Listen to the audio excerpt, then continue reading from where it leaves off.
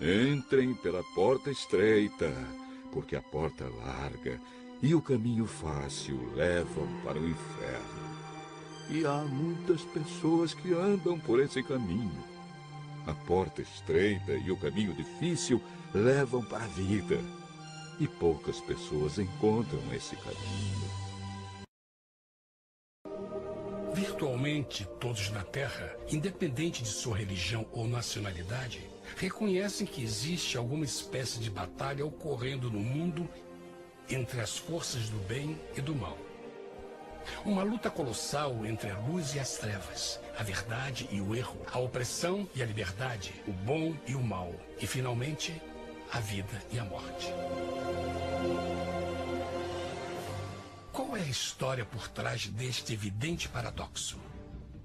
Muitas religiões, assim como a Bíblia, ensinam que além deste véu tridimensional do mundo físico que vemos, existe outro mundo espiritual que não podemos ver. Nesta realidade invisível ao nosso redor, se desencadeia uma batalha titânica entre o herói supremo e justo contra o vilão mais cruel e maligno. A grande pergunta é: quem são esses personagens e como e onde começou esta crise cósmica? Este é o maior mistério de todas as épocas e a história mais fascinante e verdadeira que jamais tem sido contada. Esta crise envolve cada pessoa sobre a Terra. Sim, cada pessoa.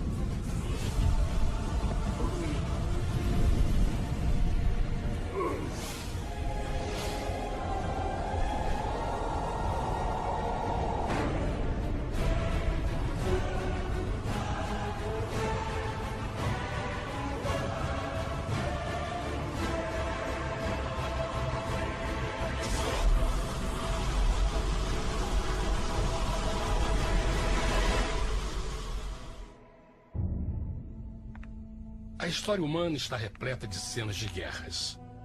E todas as pessoas já experimentaram conflitos.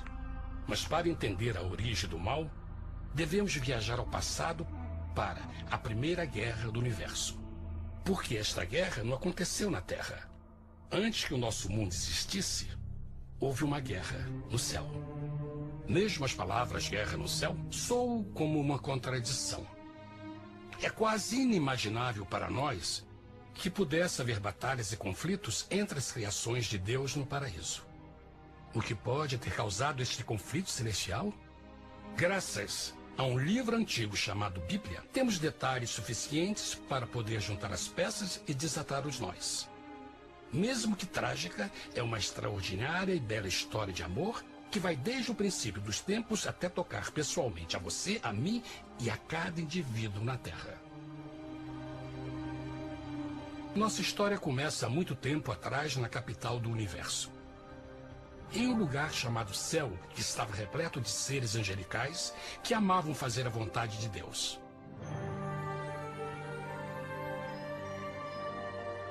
Sob o justo e amoroso governo do Criador, todo o céu desfrutava uma existência de felicidade e perfeita paz.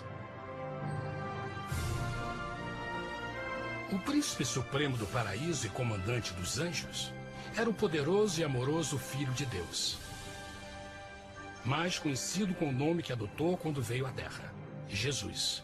Ele tinha o mesmo propósito e pensamento com Deus, o Pai. O céu, sob o comando compassivo do Pai, Filho e Espírito Santo, provou ser um maravilhoso lugar de paz e alegria. Para realizar as ordens de Deus, a Trindade estava rodeada de um oceano virtual de inumeráveis espíritos ministradores chamados serafins e querubins, mais conhecidos como anjos. Estas poderosas e inteligentes criaturas descobriram que a felicidade estava em cumprir as ordens do Todo-Poderoso.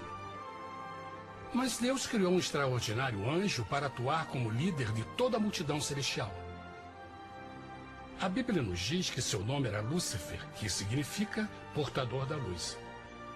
Este querubim foi o maior ser criado por Deus e assumia a posição mais próxima do trono de Deus, estando diretamente sob a autoridade de Jesus. A tarefa de Lúcifer era difundir a luz e o conhecimento da vontade de Deus a todos os outros anjos. Lúcifer foi o mais esplêndido ser criado por Deus. Era extremamente bonito e dotado de enormes poderes de liderança e organização. Entre os anjos, ele foi muito admirado, respeitado e amado como amigo. Mesmo assim, Deus previu o mal que Lúcifer estava a ponto de introduzir no reino da luz. Cheio de sabedoria e formosura, de todas as pedras preciosas te cobrias. Tu eras o querubim, ungido para cobrir, e te estabeleci. No monte santo de Deus estavas. No meio das pedras afogueadas andavas. Perfeito eras nos teus caminhos, desde o dia em que foste criado, até que se achou iniquidade em ti. Quando Lúcifer percebeu a sua beleza e poder, seu coração pouco a pouco começou a mudar.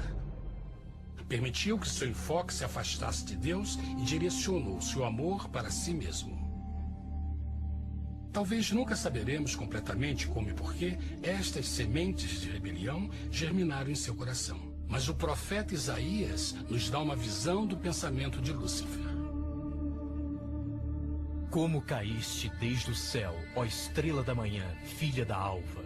Como foste cortado por terra, tu que debilitavas as nações. E tu dizias no teu coração: eu subirei ao céu, acima das estrelas de Deus exaltarei o meu trono. Subirei sobre as alturas das nuvens, e serei semelhante ao Altíssimo. Lúcifer, aos poucos, começou a cobiçar o poder de Deus, mas não sua personalidade.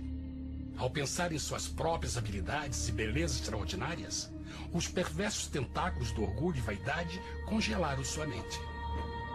Este ressentimento e inveja fizeram com que ele violasse a lei sagrada de Deus e se rebelasse contra seu governo. Precisamos fazer uma pausa e esclarecer algo. Desde o princípio, Deus ordenou que as leis da física governassem o mundo material em que vivemos. Sem essas leis naturais, o universo seria um caos. Do mesmo modo, as leis morais de Deus sempre têm dado segurança e estabilidade ao cosmos. Alguns pensam que os 10 mandamentos não existiram, até que o Senhor os entregou a Moisés no Monte Sinai.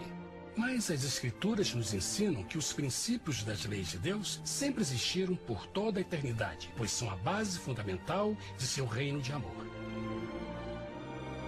Seguros todos os seus mandamentos, permanecem firmes para todo sempre e são feitos em verdade e retidão.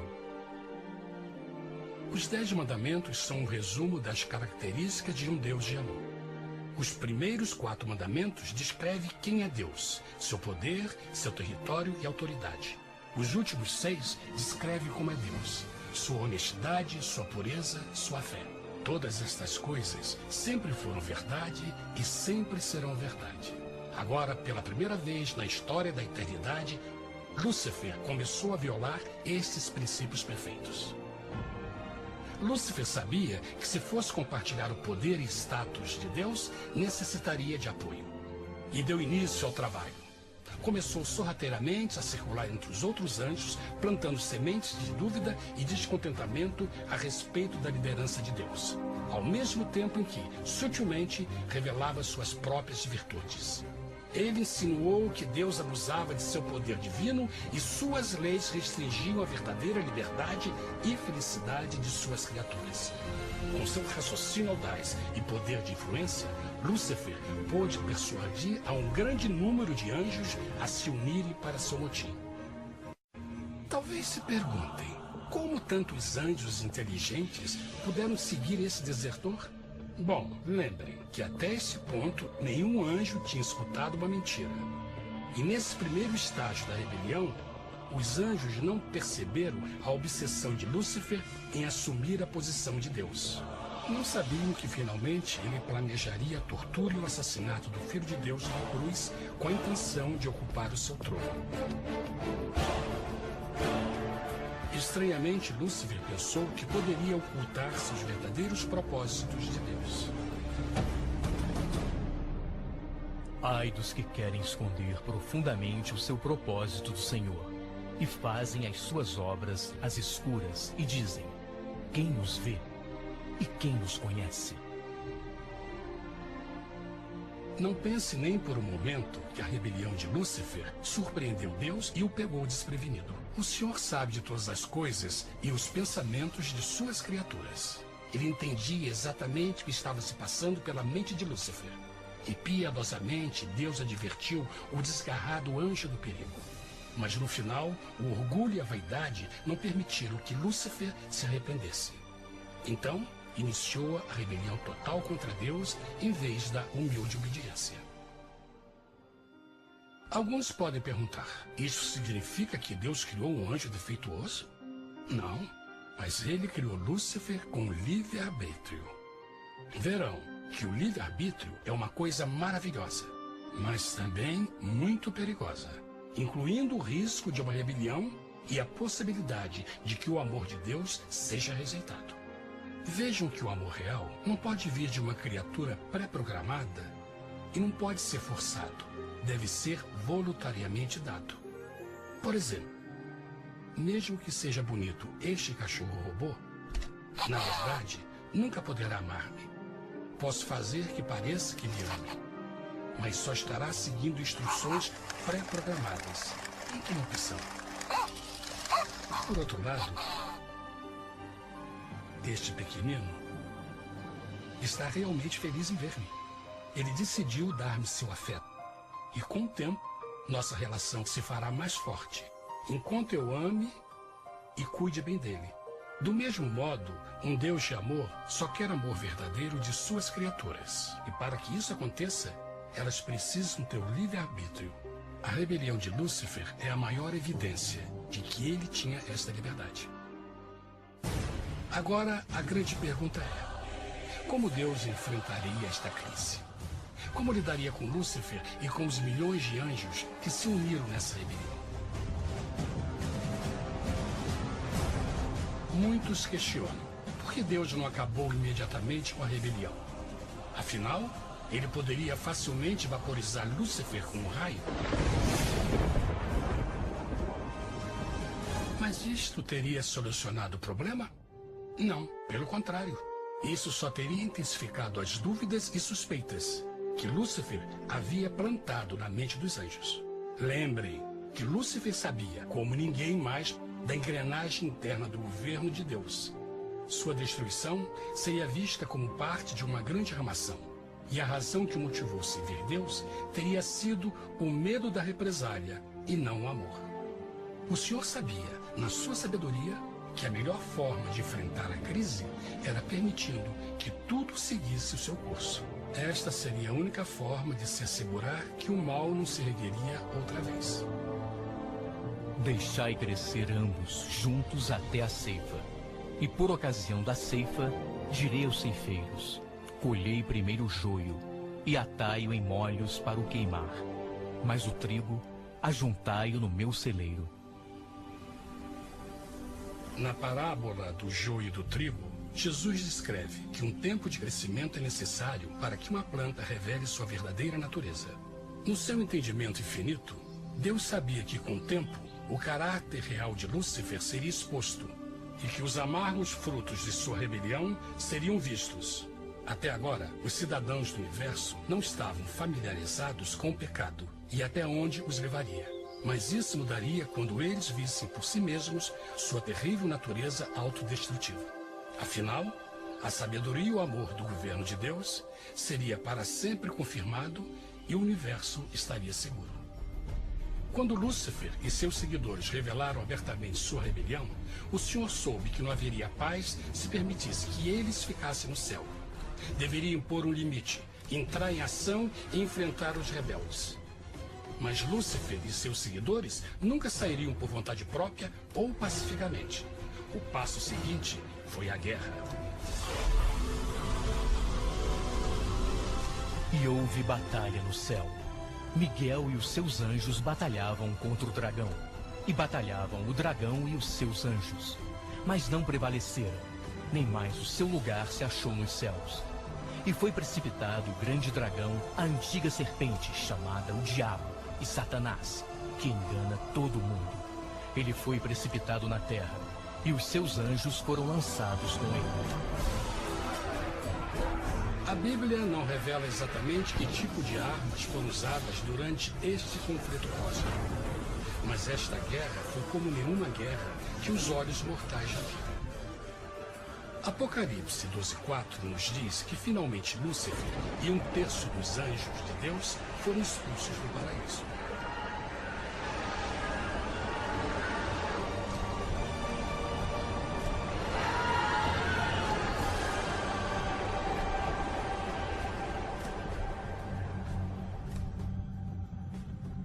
Mas e agora? Lúcifer tinha milhões de anjos ao seu lado, mas precisava de um pedaço de chão para continuar sua rebelião. Rápido, muito rápido, o universo começou a entender o quão doloroso e caro o pecado poderia chegar a ser. Mas a guerra não tinha terminado. Apenas começava. Lúcifer, o portador da luz, agora virou Satanás, o adversário.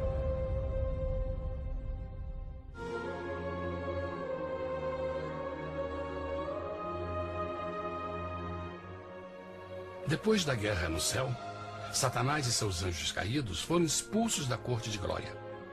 Por um tempo, o diabo e seus demônios vagaram pelo universo buscando inutilmente mundos que se compadeceram e se uniram à sua rebelião. Enquanto isto, o coração de Deus sentia intensamente o vazio que deixou a perda de Lúcifer e seus anjos. Então o Pai, o Filho e o Espírito Santo retomaram o seu trabalho favorito, o maravilhoso trabalho da criação.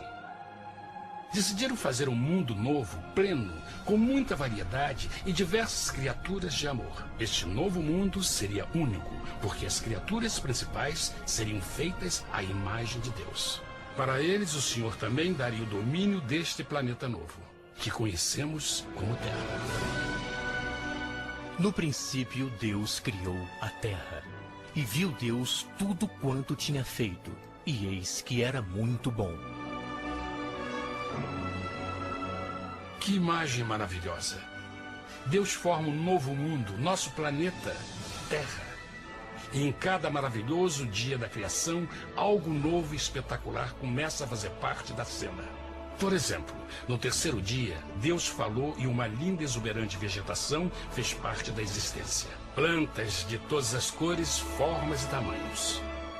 No quinto dia, o mundo estava repleto de espantosas e exóticas criaturas, que podiam tanto se elevar aos céus como deslizar pelas águas azuis. E outras podiam fazer as duas coisas. No sexto dia, houve a introdução de um grande número de animais terrestres. Desde o gigante elefante até o pequeno esquilo, cada um encontrou um lugar nesse novo planeta para viver em harmonia com o resto da criação. E também no sexto dia, Deus criou o homem. E disse Deus, façamos o homem à nossa imagem conforme a nossa semelhança. E formou o Senhor Deus o homem do pó da terra, e soprou em suas narinas o fôlego da vida, e o homem foi feito alma vivente. E plantou o Senhor Deus um jardim no Éden, do lado oriental, e pôs ali o homem que tinha formado.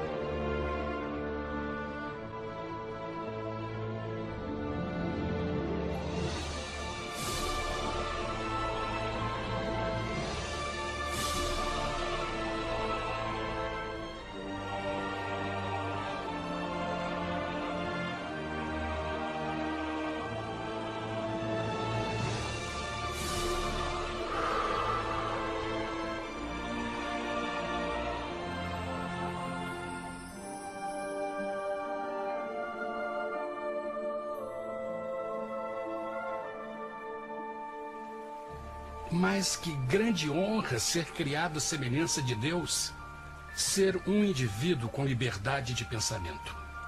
No princípio, o homem não percebia a sua nudez.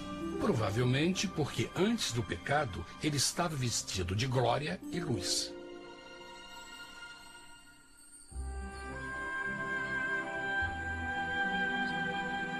Deus também criou a companheira perfeita para Adão, sua bela esposa Eva.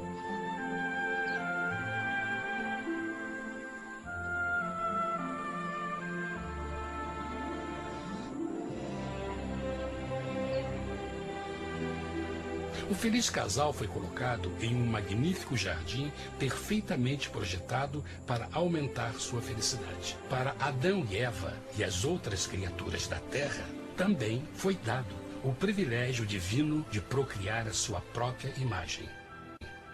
A intenção de Deus foi que a raça humana tivesse domínio sobre este paraíso perfeito para sempre.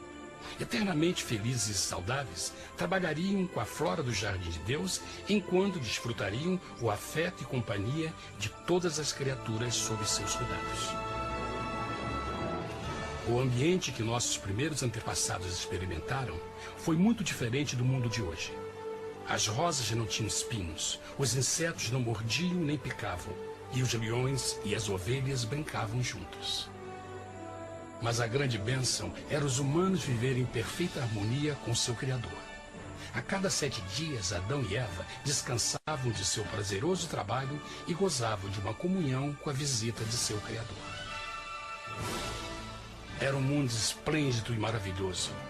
E esse estado de felicidade teria continuado eternamente se nossos primeiros parentes tivessem mostrado fidelidade com uma simples prova. Mas da árvore do conhecimento do bem e do mal, dela não comerás, porque no dia em que dela comeres, certamente morrerás. Visto que o adversário havia contaminado o universo com sua rebelião, o Senhor viu a necessidade de uma simples prova de amor e lealdade. Lembrem que os anjos bons acabaram de ver 1/3 de seus amigos serem expulsos do céu durante a guerra. Como estariam seguros de que esses novos humanos não se uniriam a Lúcifer e causariam problemas? Então o Senhor plantou uma árvore no jardim, uma árvore cujo fruto não deveria ser comido sob pena de morte. Ao passar por esta simples prova de obediência, Adão e Eva mostrariam a lealdade para com Deus e a fé em sua palavra. Ainda mais, era uma prova de amor. Por isso, Jesus disse em João 14, se me amais, guardais meus mandamentos. Mas alguém mais soube desta prova de fé e estava determinado a usá-la em seu favor. Satanás estava com inveja dos humanos que desfrutavam da bendita vida que ele perdeu. Sua feliz existência estava em total contraste com a sua, que agora estava cheia de culpa, pecado e miséria. Com ressentimento e raiva, não estava disposto a deixar o casal em paz, pois o pecado sempre buscará arrastar a outros consigo.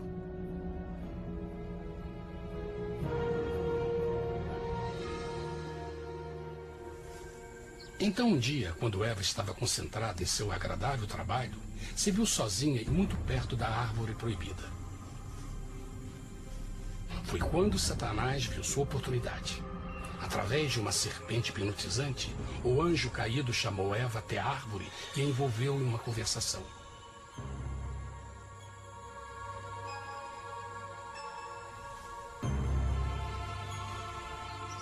Suas palavras encantadoras foram cuidadosamente calculadas para gerar desconfiança a Deus.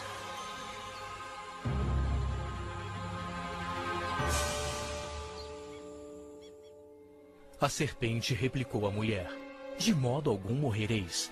Deus sabe que no dia em que dele comerdes, vossos olhos se abrirão, e sereis como Deus, conhecedores do bem e do mal. A mulher notou que a árvore era boa para comer, pois era atraente aos olhos e desejável para alcançar sabedoria. Colheu o seu fruto e comeu. Deu também ao seu marido, que comeu assim como ela. Tragicamente, quando Eva escutou a suave e sedutora voz do tentador, começou a ter certas dúvidas da palavra de Deus. A serpente enganou-o com a promessa de grande poder e sabedoria. Isso chamou sua atenção. Além disso, aparentemente um fruto deu à serpente a habilidade de falar. Que outros poderes poderia dar a ela? E mesmo tendo acabado de conhecer a serpente, ela confiou em sua palavra acima da de Deus, quem a criou, e lhe deu um paraíso para viver.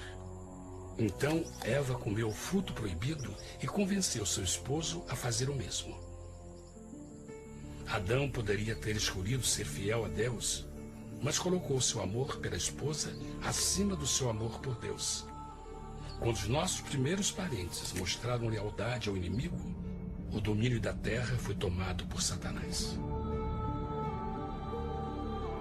Não sabeis que, vos oferecendo a alguém para lhe obedecer, vos tornais escravos daquele a quem obedeceis? Ninguém pode servir a dois senhores. Este mundo agora seria o último campo de batalha entre o bem e o mal, e o coração de cada homem e mulher seria o prêmio. Adão e Eva não se deram conta desse tempo, mas seu momento de desconfiança e desafio abriria as comportas do sofrimento de milhões de pessoas durante milhares de anos.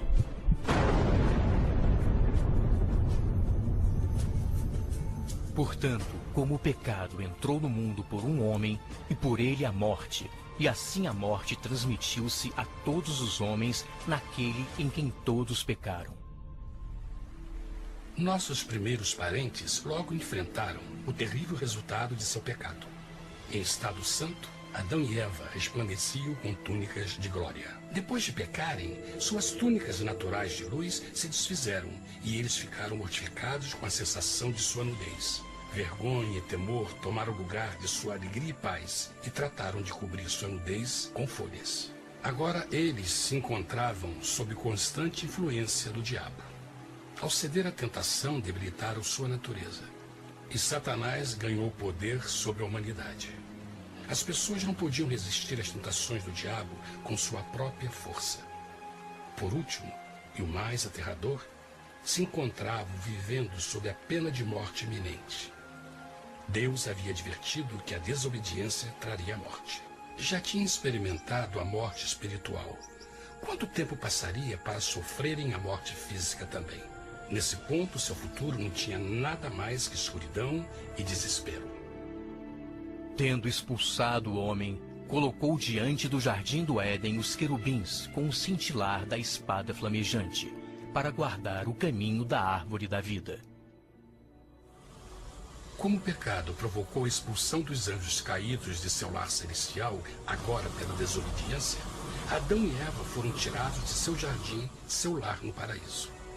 Tudo à sua volta estava mudando rapidamente, e a humanidade se encontrou suscetível às dores, doenças e finalmente à morte. Até os animais e plantas estavam infectados pela terrível maldição. Os espinhos e cardos agora pareciam árvores e flores, e os animais que antes eram gentis começaram a se matar e a devorar uns aos outros.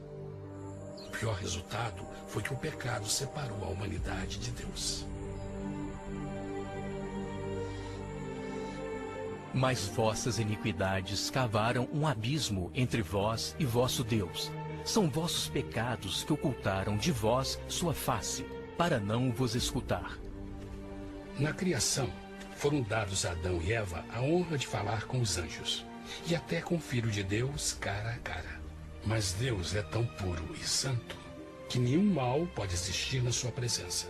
Agora que os primeiros humanos tinham pecado, Deus afastou sua santa presença deles para a sua própria proteção. O pecado tinha queimado uma parte da alma do homem que já não podia ver a dimensão espiritual. Deste momento em diante, a comunicação com o céu seria limitada. Mesmo com todas estas maldições caindo sobre Adão e Eva, o coração do Senhor se encheu de compaixão. A lei que haviam violado não poderia ser alterada para salvá-los, pois é tão sagrada e imutável como Deus mesmo. O Senhor sabia que havia só uma maneira na qual o homem podia se redimir. Então um plano foi revelado, nascido do fundo do coração de Deus. Um plano para salvar o homem de seu encontro com a morte eterna e restaurar tudo que estava perdido com o pecado. Seria de grande intensidade, alcance e poder, mas seria um plano que também implicaria num enorme sacrifício. O amor de Deus para conosco se manifestou por ter enviado ao mundo seu Filho unigênito, a fim de vivermos por ele. Nisso consiste o amor, não em termos nos amado a Deus, mas em ele nos ter amado e enviado seu Filho para se sacrificar por nossos pecados. As Escrituras claramente ensinam em Romanos 6:23, o custo do pecado é a morte. A lei violada demandava a vida do pecador e só tinha um em todo o universo qualificado como substituto da humanidade. O Criador só podia pagar a dívida de suas criaturas tomando seu lugar. Então Jesus Cristo, o Filho de Deus, concordou em deixar a pureza, glória e segurança do céu.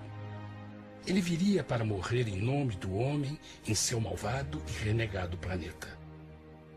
Ele nasceria como um inocente e indefeso bebê, suportaria uma vida de dor e vergonha e mesmo assim viveria uma perfeita e vitoriosa vida. Finalmente, ele teria uma morte humilhante para poder ser o substituto da humanidade caída. Por seu sacrifício, a humanidade incrivelmente receberia uma nova oportunidade de ter a vida eterna. Seu sangue seria o resgate para um mundo raptado por Satanás. Este maravilhoso plano de redenção foi graficamente ilustrado no sistema de sacrifício de animais ordenado por Deus depois da queda do homem. O Senhor tinha avisado Adão e Eva que iriam morrer no dia em que comessem do fruto proibido. E como que permaneceram vivos? A Bíblia nos diz que imediatamente depois do pecado, Deus providenciou roupas na forma de peles de animais. É bom notar que o Apocalipse se refere a Jesus Cristo como a ovelha que foi morta desde o princípio do mundo. Isto indica que uma ovelha foi sacrificada no mesmo dia para prevenir suas mortes imediatas. Pela fé, neste sacrifício, suas mortes foram simbolicamente transferidas deles para a criatura inocente. A ovelha certamente era a representação de Jesus. Assim, um raio de esperança foi dado em uma situação de escuridão e desespero. Através do arrependimento e a fé no sangue do Messias, qualquer humano poderia uma vez mais ser filho de Deus. Mas mesmo com este grande plano para a humanidade, Satanás ainda tinha o domínio da terra. E a vida na terra não estava fácil. No mundo haveis de ter aflição, mas coragem, pois eu venci o mundo. Naturalmente, muitos se perguntam, como um Deus amoroso e poderoso permite dores e sofrimentos no nosso mundo atual? Mas está claro desde o Gênesis que Deus nunca quis que nós tivéssemos o conhecimento da dor dessa vida. Quando o mundo saiu das mãos de Deus, a terra era um maravilhoso paraíso. Foi o pecado de Adão e Eva que deu a Satanás o direito de assumir o controle deste planeta. Devido à sua trágica eleição, o diabo e seus súditos ganharam o poder de tentar e atormentar os humanos, introduzindo a doença, a dor e o sofrimento. Talvez fosse melhor perguntar: por que Satanás não tem o controle total da humanidade? A resposta é Jesus Cristo. Talvez já perceberam que a morte de Jesus na cruz deu a cada um de nós a oportunidade de sermos salvos. Mas, na verdade, fez muito mais do que isso. Quando o Salvador ofereceu sua vida para redimir a terra, esse ato poria restrições ao controle de Satanás sobre a humanidade. Satanás não poderia forçar nossa vontade e seu poder de nos ferir seria limitado. O sacrifício de Cristo também nos trouxe um tempo de prova, durante o qual poderíamos ver a diferença entre o governo de Deus e o de Satanás, e então decidir a quem servir.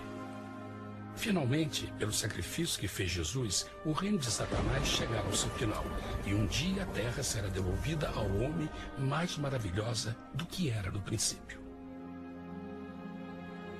Mesmo Adão e Eva tendo começado suas vidas como exilados do paraíso, ainda tinham esperança. Deus providenciou peles de animais sacrificados para se cobrirem.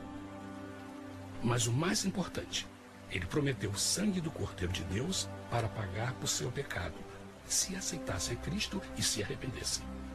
Uma grande pergunta permanece: as pessoas aceitaria o grande presente de Deus? Como escaparemos se agora desprezarmos a mensagem tão sublime da salvação? A incrível história que acabaram de escutar é verdade e afeta vocês. Pois, pelo desejo de Satanás de ser Deus e a desconfiança e desobediência de Adão e Eva, todos nós nos encontramos em uma situação perigosa. De um lado, a humanidade foi grandemente favorecida por Deus com uma segunda chance de recuperar nosso lugar no Éden. Por outro lado, se nós desistirmos de aproveitar esta grande chance, nos tornaremos escravos de Satanás e finalmente seremos destruídos quando Deus limpar o universo do pecado. Amigos, não há melhor hora de fazer sua escolha por Jesus do que agora mesmo. Nenhum de nós sabe quanto tempo mais teremos que viver nesta terra. Jesus nos tem mostrado grande interesse no seu bem-estar e seu amor por vocês o levou a providenciar uma maneira de escaparmos de uma futura destruição. Ele quer que você o aceite e se arrependa de seus pecados. Através de Cristo, pode encontrar o perdão para tornar-se como Ele em caráter. A triste notícia é que Satanás atua de todas as formas possíveis para evitar que aceite o presente da salvação de Deus. Devido à nossa rotina da vida, o amor ao dinheiro ou alguma outra distração fascinante, ele trabalha para manter a todos ocupados e afastados do que, na realidade, mais importa, sua salvação eterna. Para que entendam a realidade da situação e que se você não escolhe a Jesus por omissão, está escolhendo a Satanás.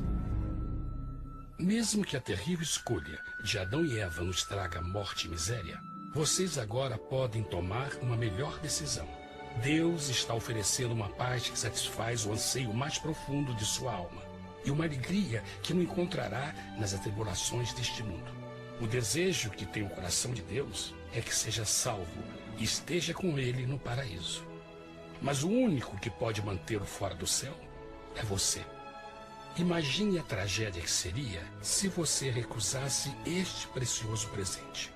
Você pode decidir hoje e aceitar a salvação que Deus prometeu. Na verdade, nesse momento, pode aceitar a vida eterna através de Jesus Cristo. Posso convidá-lo para que acompanhe agora mesmo em uma simples oração, aceitando sua maravilhosa oferta? Por favor, repita depois de mim. Querido Pai Celestial, venho a Ti agora e humildemente pedir Teu perdão. Senhor, confesso que sou um pecador e violei Tua santa lei. Entendo que a pena por esse pecado é a morte. Acredito que Jesus Cristo sofreu e morreu na cruz para receber o castigo por todos os nossos pecados. Acredito que Jesus ressuscitou e eu o aceito como meu Salvador pessoal. A partir deste momento em diante, Te dou o meu coração e eu o aceito como Senhor da minha vida. Por favor, perdoa todos os meus pecados e envia Teu Espírito para ajudar-me a fazer a Tua vontade. Te agradeço por Teu grande amor e aceito Teu presente da vida eterna. E eu oro tudo isso em nome de Jesus. Amém. 3 pessoas morrem a cada segundo, 180 a cada minuto. Desde que você começou a assistir este vídeo, mais de 2.000 pessoas partiram para a eternidade. Todo ano, no mundo, mais de 1.600.000 pessoas morrem de forma violenta. Alguns casos são suicídios, 30% homicídios, 18% em guerras e conflitos. O resto falece por causa de vários acidentes. Em outras palavras, a cada dia no planeta Terra, registram-se 1.424 mortes violentas, o que corresponde a um homicídio por minuto. Enquanto as guerras matam cerca de 800 por dia. Nós também vamos morrer. Pode ser hoje, amanhã, numa semana, num mês ou em 50 anos. Uma coisa é certa. Está ordenado ao homem morrer uma só vez. Para onde estão indo as almas? Para o céu ou para o inferno?